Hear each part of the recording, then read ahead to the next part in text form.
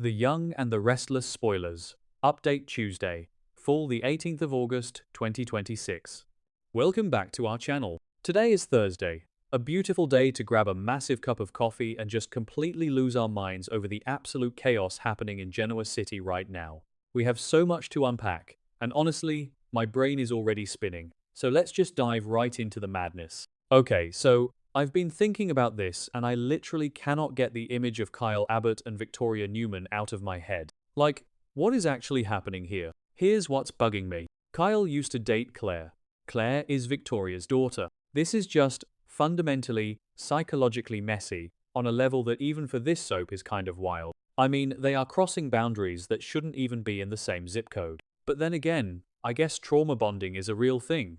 They are becoming dangerously close. And the spoilers for the week of August 17 are hinting at a full-blown forbidden relationship. Okay, wait, let me back up. First, I should mention the whole Patty Williams situation because you kind of need that context to even understand why Kyle is acting so unhinged right now. Remember when Jack was stabbed and Diane was kidnapped by that creepy doctor, Markham, and Patty was behind it all? Kyle went to the jail and literally made a secret, highly dangerous deal with Patty to get revenge on Victor. Kyle blames Victor for everything that happened to his parents. Victor is basically the root of all evil in Kyle's mind right now. So Kyle is walking around with all this rage and trauma, and who does he gravitate toward? Victoria, the daughter of the man he is trying to destroy. It's weird. Like, really weird. The whole thing is just weird. Victoria is working overtime right now, trying to be the family peacemaker, trying to keep Victor's ruthless instincts in check, and somehow she and Kyle just collide. They started sharing secrets, and then there was that forbidden kiss. Actually no, wait, is it just a kiss anymore? If they are getting dangerously close, we are talking about a full-on affair. What is Claire going to do when she finds out? She is going to completely shatter. Probably doesn't matter, but I noticed the way Claire looked at Kyle at Victor and Nikki's vow renewal. She still cares about him, and Victoria is just, what, ignoring that? I know Victoria has a history of falling for Abbott men. Hello, Billy, but her daughter's ex-boyfriend? I am constantly second-guessing if Victoria is doing this out of genuine physical attraction, or if it's some subconscious, manipulative way to control the threat that Kyle poses to Victor. Like, keep your enemies closer, right? Or maybe not. I don't know. Maybe she's just lonely, and Kyle is paying attention to her. What was I saying? Oh right, Victor. Speaking of Victor, he is on an absolute warpath right now, and his new target is Billy Abbott. Victor is launching a massive campaign to completely discredit Billy. And honestly, Billy is making it so incredibly easy for him. Billy is currently walking around the GCAC, smug and triumphant, drinking with Audra Charles and bragging about how the Abbotts technically own Chancellor Industries. Let me explain the Chancellor thing because it's a massive rabbit hole and I spent like 3 hours last night trying to map it out. Billy found some ancient financial bailout package from John Abbott that was supposedly never repaid by Chancellor. So, technically, in Billy's delusional mind, he claims the Abbotts are the rightful owners of the company. Lily Winters and Kane Ashby are furiously fighting back. They told Billy to his face that he is obsessed and that his evidence is completely fabricated. But Billy won't listen. Here is the kicker for the week of August 17. Kane forms a new alliance against Billy. Who is Kane allying with? It has to be Victor. Think about it. Victor wants to completely discredit and destroy Billy. Kane wants to destroy Billy to protect Chancellor for Lily. It is the perfect marriage of convenience. Victor has the resources and the ruthlessness, and Kane has the insider knowledge of Chancellor. But then again, that doesn't explain why Lily goes to Jack for help later in the week. If Kane is handling the Billy situation by allying with Victor, why is Lily running to Jack? Actually no. First I should mention that Jack is Billy's brother. So maybe Lily thinks Jack is the only person on Earth who can talk Billy off this ledge. Or maybe Lily finds out about Kane's alliance with Victor and panics, because inviting Victor Newman into a corporate war is like inviting a shark into a swimming pool. You are going to get bitten. And then, right in the middle of all this corporate chaos, Jack reveals a family secret to Tracy and Ashley. What secret? Does it have to do with the Chancellor bailout? Did John Abbott leave behind some hidden codicil? Or is it something else entirely? Ashley and Tracer run into Nina Webster later in the week. Nina? I haven't thought about her in forever. Her timing is so suspiciously perfect. Does Nina know something about the Chancellor shares? I think it was episode 12 or 13. Somewhere around there, when Nina last had a major stake in these legacy storylines. Nina has deep ties to the Chancellor estate, so her popping up right when Billy is trying a hostile takeover cannot be a coincidence. Anyway, the point is, wait, what was the point? Oh, right, Billy is basically self-destructing. Audra literally warned him to his face at the GCAC that this corporate obsession is going to ruin his personal life. Sally Spectra is pregnant, out of town on a business trip, and completely oblivious to the fact that her fiancé is starting World War III in the corporate sector. Sally has already lost one baby, Ava. She needs peace. She needs stability. And Billy is out here picking fights with Victor Newman, Kane Ashby, and Lily Winters. Billy is going to lose Sally over this. I just know it. He always self-sabotages when things are going well. Okay, switching gears because my brain is jumping to Matt Clark. Here's what's bugging me. Matt Clark is seeking Sharon Newman's forgiveness. I literally had to read that spoiler twice to make sure I wasn't hallucinating. Matt Clark. The guy who kidnapped Nick, tortured him with fentanyl, faked his death, manipulated Sienna Bacall, and caused Noah so much psychological trauma that Noah and Sienna literally packed up their entire lives and moved back to Los Angeles to escape him. That Matt Clark. Why would Sharon ever forgive him? She is terrified of him. But Matt is free now because Phyllis Summers, in a moment of absolute reckless insanity, took off his electronic ankle monitor. So Matt is just wandering around Genoa City, probably realizing that Victor is going to crush him the second he steps out of line. So he is trying to play the redemption card with Sharon. But I don't buy it.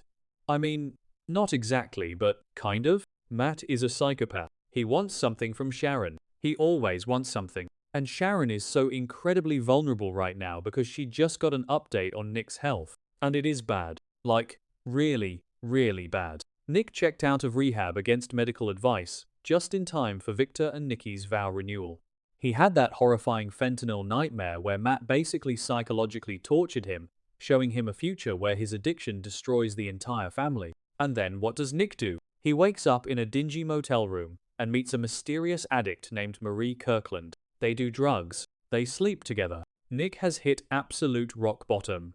I'm sitting here late at night trying to analyze Nick's psychology, and it's just so tragic. He was the golden boy. He was the moral compass of the Newman family. Now he's completely broken, lying in a cheap motel bed, letting a complete stranger enable his worst impulses. Sharon is going to be devastated when she gets this health update.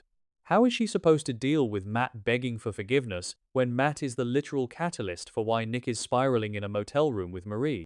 Okay, I know I just said the opposite, but hear me out. What if Matt actually feels guilty? No, wait, that's impossible. Matt doesn't feel guilt. He is a narcissist.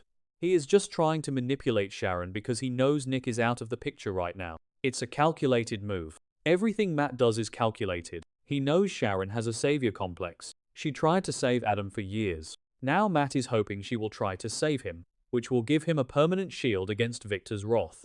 It is actually kind of brilliant, in a sick, twisted way. Let's talk about Danny Romalotti for a second because this is also blowing my mind and I keep going down rabbit holes about it. Danny is taking over the Shadow Room as the new owner and manager. Danny, the legendary rock star, giving up his tours, his music, his entire lifestyle to pour drinks and manage a nightclub in Genoa City just so he can be home more with Christine. Christine was completely shocked by this news. And honestly, so am I. Is Danny actually going to be happy doing this? I give it 3 months before he starts resenting the domestic life.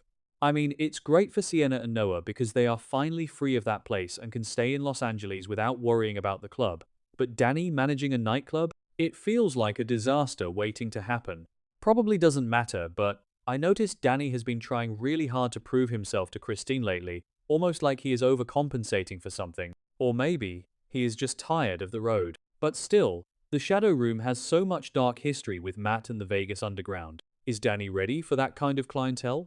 Speaking of career changes, Nate Hastings is seriously trying to get back into medicine. He confessed to Lily that Devon's shocking decision to leave the corporate world inspired him to follow his true passion. And now, Stephanie Simmons is trying to help him navigate this transition. Remember Stephanie? She shares a deep past with Nate's mom, Dr. Olivia Winters, and she has all that lingering guilt over hiding Holden's existence from Malcolm for all those years. So now she's channeling all her energy into helping Nate. It's basically a massive guilt trip manifestation. She couldn't be honest with Malcolm, so she is going to be the ultimate mentor to Olivia's son.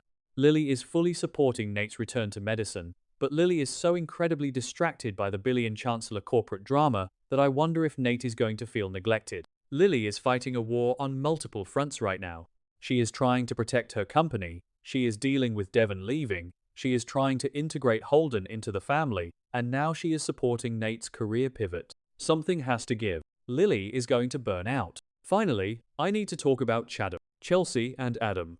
There is more conflict coming for them this week, and honestly, I am not surprised at all. They had that heavy conversation at the party about their unresolved, toxic past. Chelsea is still so insecure about their relationship, and honestly, she should be. Adam is under a massive amount of pressure right now because Victor found out about the secret Newman media sale to Adam. Sally's deal blew up in their faces because Billy opened his big mouth. Adam is livid, opportunistic, and always looking for an angle. Chelsea knows this. She remembers when she literally framed him for attempted murder.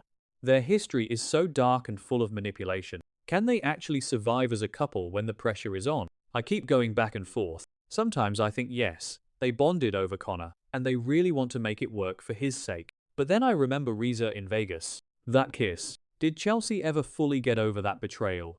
Basically, they are a ticking time bomb. Adam is going to do something ruthless to get back in Victor's good graces, or to protect Sally, and Chelsea is going to feel sidelined again. It is the endless cycle of Chadam. I want to root for them, I really do, but my brain just keeps pointing out all the red flags. It's just everything is connected but also completely falling apart. Victor is pulling the strings to destroy Billy. Kyle is rebelling against his family trauma by sleeping with Victoria. Nick is actively destroying himself with Marie.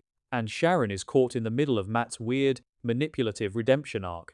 I need to stop overthinking this, but I literally can't. The writing is setting up so many explosive reveals for the fall. I am going to be up all night thinking about what Jack's family secret is. Is it about John Abbott? Is it about Patty? I need answers. Anyway, let me know what you guys think in the comments, because my brain is officially fried.